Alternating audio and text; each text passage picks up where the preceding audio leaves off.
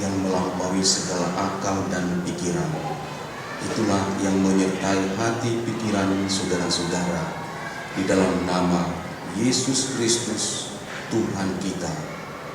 Amin. Horas ma dihita salutna. Di minggu ini firman Tuhan menyapa kita dari kitab Wahyu pasal yang ketiga ayat yang ke-14 hingga ayat yang ke-22. Dengarkanlah firman Tuhan. Dan tuliskanlah kepada malaikat jemaat di Laodikia, inilah firman dari Amin, saksi yang setia dan benar, permulaan dari ciptaan Allah. Aku tahu segala pekerjaanmu, engkau tidak dingin dan tidak panas. Alangkah baiknya jika engkau dingin atau panas. Jadi karena engkau suam-suam kuku dan tidak dingin atau panas, aku akan memuntahkan engkau dari mulutku. Karena engkau berkata, aku kaya dan aku telah memperkayakan diriku dan aku tidak kekurangan apa-apa. Dan karena engkau tidak tahu bahwa engkau melarat dan malang, miskin, buta dan telanjang, maka aku menasihatkan engkau supaya engkau membeli daripadaku emas yang telah dimurnikan dalam api, agar engkau menjadi kaya, dan juga pakaian putih supaya engkau memakainya, agar jangan kelihatan ketelanjanganmu yang memalukan, dan lagi minyak untuk melumas matamu, supaya engkau dapat melihat. Barang siapa kukasihi, ia kutegur dan kuhajar. Sebab itu relakanlah hatimu dan bertobatlah. Lihat, aku berdiri di muka pintu dan mengetok. Jikalau ada orang yang mendengar suaraku dan membukakan pintu, aku akan masuk mendapatkannya, dan aku makan bersama-sama dengan dia, dan ia bersama-sama dengan aku. Barang siapa menang, ia akan kududukkan bersama-sama dengan aku di atas tahtaku, sebagaimana aku pun telah menang dan duduk bersama-sama dengan Bapakku di atas tahtanya. Siapa bertelinga, hendaklah ia mendengarkan apa yang dikatakan Roh kepada jemaat-jemaat. Demikian firman Tuhan. Saudara-saudara yang dikasihi Tuhan Allah, Tuhan Yesus sebagai saksi yang setia dan benar di firman Tuhan perikop di Wahyu ini menekankan dengan tegas agar kita orang Kristen, orang percaya sebagai jemaat Tuhan tidak memiliki iman yang suam-suam kuku. Laodikia dicontohkan sebagai jemaat yang memiliki iman yang suam-suam kuku.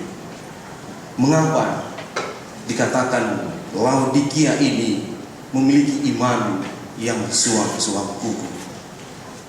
Itu diambil dari letak geografisnya. Pertama yang bisa kita lihat, letak geografis dari Laodikia ini, dia berada di bawah, ada dua kota di atasnya, yaitu kota Hierapolis dan juga kota Kolose. Kota Hierapolis ini memiliki sumber mata air yang panas, dan sedangkan Kolose ini yang dingin. Sedangkan Laodikia tidak memiliki sumber mata air. Maka memang air itu mengalir memasuki Laodikia, dan memang saat bertemu dia menjadi suam-suam kuku, seolah-olah yaitu manfaat dari air panas itu sudah berkurang, dan manfaat dari air dingin itu yang menyegarkan juga sudah berkurang, menjadi setengah-setengah begitu. Dan sebenarnya yang hendak ditekankan dari sini adalah yaitu Laodikia, dia ini tidak memiliki sumber mata air, dia datangnya air itu dari dua kota yang di atasnya itu. Jadi dia ini seharusnya bersyukur atas air yang mengaliri kota mereka. Tetapi mereka tidak mau bersyukur. Mereka menganggap kami ini sudah makmur, kami ini sudah menikmati apapun yang ada pada kami itu memang karena kami, karena letak kami dan sebagainya. Tidak dilihat bahwa itu adalah bersumber dari kota yang di atasnya. Dan mungkin itu juga mengenai iman kita dengan apa yang kita miliki, seolah-olah itu adalah usaha kita dari diri kita, padahal itu karena pertolongan anugerah dari Tuhan. Dialah sebagai sang sumber itu, sang sumber, sehingga kota Laodikia ini ketika mau bertindak sesuatu pun dia menganggap itu bukan sebagai tanggung jawab imannya, tetapi hanya sekedar rutinitas atau mungkin menjadi sebagai hal yang membuat dia menaikkan dirinya, popularitas dan sebagainya.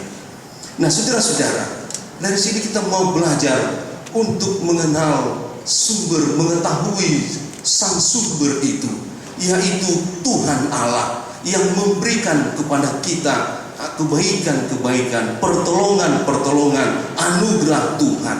Kadang-kala kita selalu mengabaikan sumber itu. Sebagai contoh, ada orang yang menaburkan uangnya, menebarkan uangnya dari lantai 5 itu, uang ratusan ribu, orang langsung berebut, ambil, dan tidak peduli siapa yang menebarkan, dan ditunggu lagi kapan ditebarkan uang ratusan ribu itu. Kemudian orang yang menebarkan itu, wah, orang ini kok nggak mau tahu begitu. Kemudian suatu ketika dia tebarkan lagi, uang itu juga tidak dicari tahu. Akhirnya suatu ketika dia tebarkan batu kerikil. Ketika ditebarkan batu kerikil, langsung orang melongok ke atas. Siapa yang menebarkan batu kerikil itu? Dia langsung naik ke lantai atas itu. Artinya ketika yang baik datang, ya, berkat datang, kemurahan, kesembuhan dan lain sebagainya, ya syukur Tuhan, berikan terus. Tetapi ketika yang tidak baik, waduh, baru kita berseru mungkin atau marah dan sebagainya. Inilah yang bisa kita lihat yang pertama dari Laodikia. Yang kedua yang bisa kita lihat, memang Laodikia ini kota yang makmur, kota yang kaya, kota pusat perdagangan dan juga perbankan yang luar biasa. Sampai-sampai karena kayanya pernah mereka mengalami gempa, mereka menolak bantuan dari luar. Kami sanggup begitu. Wah, luar biasanya mereka. Kami tidak mau menerima bantuan dari luar. Itu yang mereka katakan. Bahkan kota Laodikia ini memang kaya juga, yaitu pakaian-pakaian yang bersumber dari wol itu. Bagus pakaiannya. Dan mereka juga memiliki pusat-pusat rumah sakit dan juga yaitu pendidikan-pendidikan yang untuk mengobati orang sakit dan sebagainya. Jadi orang yang sakit itu, orang yang buta dan lain sebagainya, mereka rawat. Sungguh luar biasa. Tetapi itu hanya bagi mereka. Sensitivitas mereka untuk orang luar, mereka tidak mau. Untuk menolong orang lain yang miskin dan lain sebagainya, di luar mereka tidak ada gerakan itu. Makanya Yesus mengatakan, sebenarnya engkau ini adalah orang yang melarat, orang yang malang, orang yang miskin, orang yang buta, orang yang telanjang. Itu yang dikatakan oleh Yesus melalui hambanya Yohanes di sini. Mereka ini, Laodikia ini, sungguh Tuhan tidak puji. Jemaat seperti itu, Tuhan sungguh menganggap bahwa ini adalah orang yang suam kuku itu. Nah, saudara-saudara, mungkin kita juga sering seperti itu, menikmati spiritualitas kita, menikmati apa yang kita miliki. tapi juga mungkin mendoakan orang lain, ya. Sebagai contoh, setiap malam ketika kumpul makan bersama, kalau pagi mungkin agak susah, siang juga, malam ada kesempatan kumpul bersama keluarga. Si bapak berdoa, terus memimpin begitu doa makan. Berkatilah makanan kami ini, katanya. Si anaknya yang berumur 6 tahun mendengar, waduh bagus sekali, dan selalu dibawakan dalam doanya, berkati jugalah tetangga kami ini, janda itu, cukupkanlah kebutuhan mereka. Begitu terus tiap malam. Kemudian anaknya yang berumur 6 tahun yang sudah sekolah minggu diajarkan untuk bergerak bermurah hati. Maka kenapa bapak ini terus mendoakan begitu? Tidak ada gerakan begitu. Akhirnya suatu hari pagi, dia yang seharusnya sudah bangun pagi, dia tidur. Bapaknya membangunkannya, bangun nak, mau sekolah. Dia mengatakan, mandikan aku pak. Wah, dimandikan bapaknya daripada telat. Pakaikan bajuku pak. Kemudian dibilang lagi, buatkan makanku, buatkan sepatuku, semuanya disuruh. Marahlah bapaknya, nanti telat. Kenapa kau begini, katanya? Seharusnya kau bisa mandiri begitu. Tapi apa katanya? Kan dua bapak seperti itu. Tuhan, berkatilah, cukupkanlah tetangga kita itu makanan mereka. Padahal kita berlebih cukup, kita bisa menolong. Ya apa salahnya aku minta tolong sama bapak supaya menolong aku begitu. Padahal aku pun bisa. Dari situ disadarkan bapaknya, loh kenapa ya? Tanggung sekali memang. Kami bisa, tapi kami terus doakan, tapi kami tidak bergerak. Hari ini Laodikia pun diingatkan seperti itu. Hai kamu Laodikia, kenapa kau suam-suam buku? Kau sanggup, talentamu ada, dan keadaanmu mampu. Bergeraklah, lihatlah jemaat Smyrna itu, jemaat yang lain itu, mereka membutuhkan bantuanmu. Bergeraklah, jangan nikmati sendiri keadaanmu itu. Sebenarnya itu bersumber dari aku, Allah, Tuhan Allah. Nah, oleh karena itu saudara-saudara, dari sini bisa kita maknai ya, bahwa ciri-ciri yang suam kuku itu nampak sekali ada juga kemunafikan, kepura-puraan, penyamaran, dan ada juga dari mereka yaitu sombong ya, acuh tak acuh, tidak mau tahu, bahkan tidak mau pikul salib, tidak mau sibuk ya, tidak mau yang namanya ambil resiko dan sikap yang kompromi kepada hal-hal yang dianggap menguntungkan. Inilah ciri-ciri yang suam kuku itu. Kalau kita lihat ya, kita lihat ketika Yusuf dan Maria itu, Yusuf dan Maria yang sudah hamil itu, mau melahirkan itu, datang mendaftarkan diri ke kampung halamannya. Tetapi kata orang, semua kamar sudah berisi. Wah, bayangkan, satu kampungnya pun tidak mau menolong. Karena apa? Wah, akan banyak orang yang datang, maka menguntungkan penyewaan begitu. Dan bahkan lagi akan merepotkan orang yang hamil seperti ini. Sudahlah, tolak sajalah. Dan apa yang terjadi? Yang memang akhirnya Yusuf dan Maria yaitu pergi ke kandang domba itu. Disitulah Yesus lahir. Memang merepotkan ya, kadang untuk menolong orang lain. Bahkan belum tentu saat kita menolong juga mereka ingat, atau juga mereka bisa memberikan sesuatu yang berguna bagi kita. Hari ini saudara-saudara, ciri-ciri yang suam kuku ini tanggung sekali untuk membantu, untuk menyatakan iman percayanya. Bahkan yang tadi saya katakan, jatuh kepada sifat yang kompromi.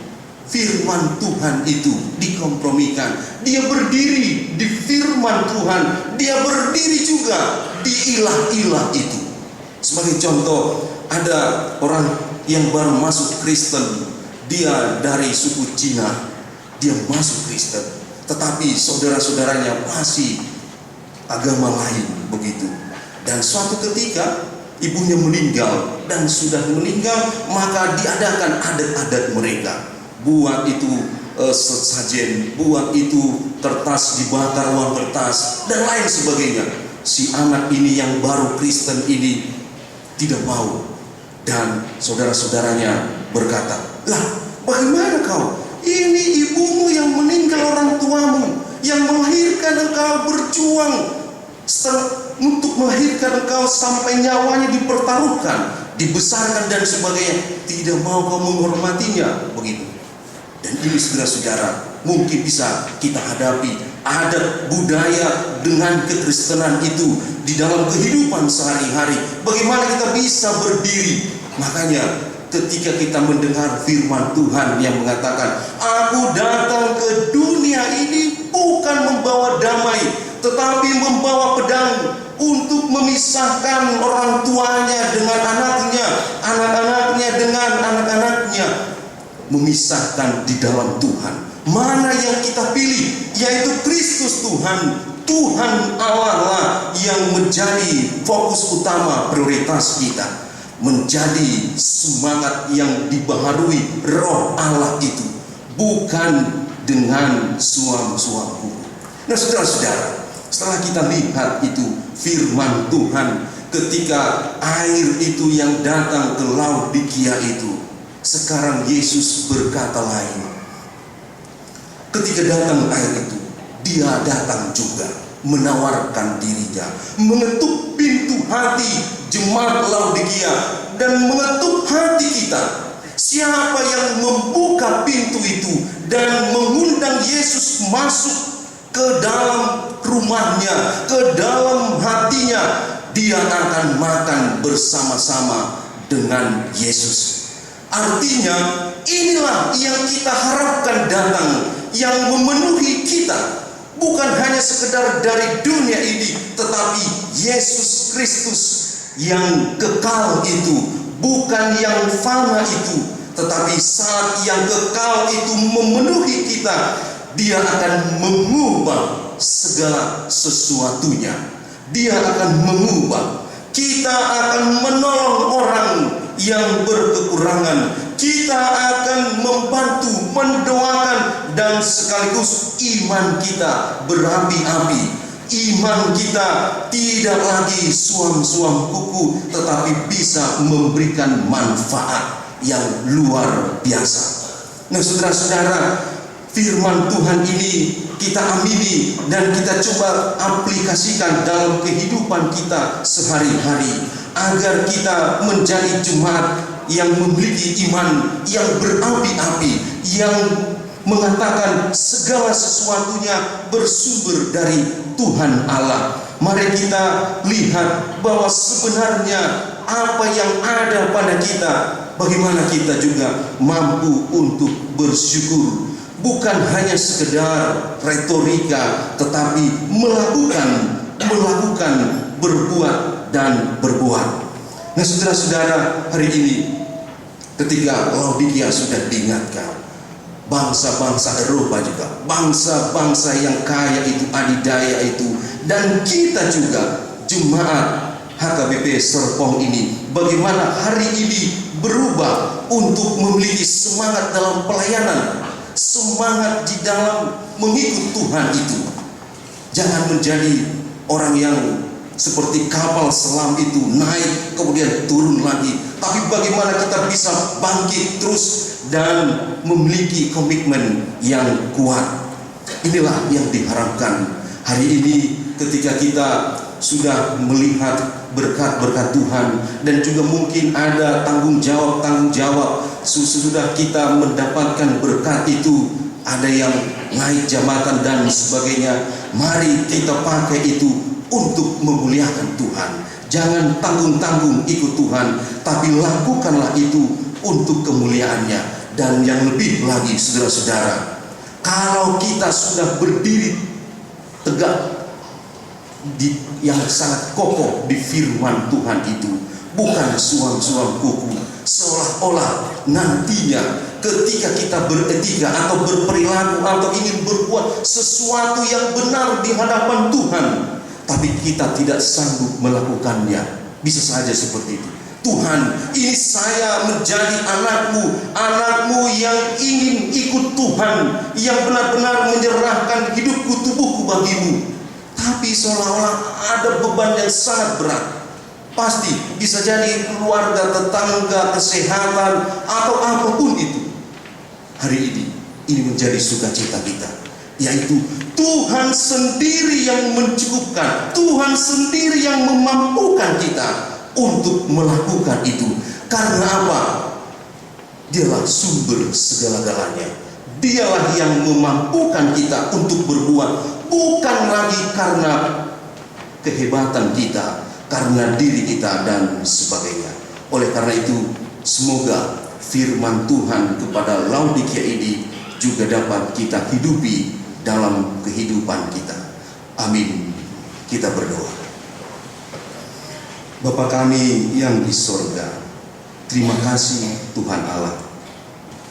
Engkau mengingatkan jemaat-Mu, jemaat Laodikia, dan bagi kami saat ini, agar kami tidak memiliki iman yang suam-suam hukum, agar kami bisa memberikan dampak yang besar, manfaat yang besar, sesuai dengan yang Kau berikan bagi kami. Berkatilah kami Tuhan, agar kami bisa menjadi saluran berkat juga bagi orang lain. Tuhan Allah, kami doakan seluruh jemaat Tuhan yang saat ini sedang mengalami pergumulan hebat di keluarganya, berjuang menghadapi sakit penyakitnya, dan juga di dalam pekerjaannya dan lain sebagainya. Bantulah mereka, alirilah mereka dengan anugerah-Mu, penuhilah mereka dengan kasih-Mu, dan bantulah mereka Tuhan untuk bisa juga lewat keadaan mereka menjadi saluran berkat bagi siapapun. Terima kasih Tuhan Allah. Terpujilah Engkau hari ini sampai selama-lamanya. Dalam nama Yesus Kristus kami berdoa. Amin.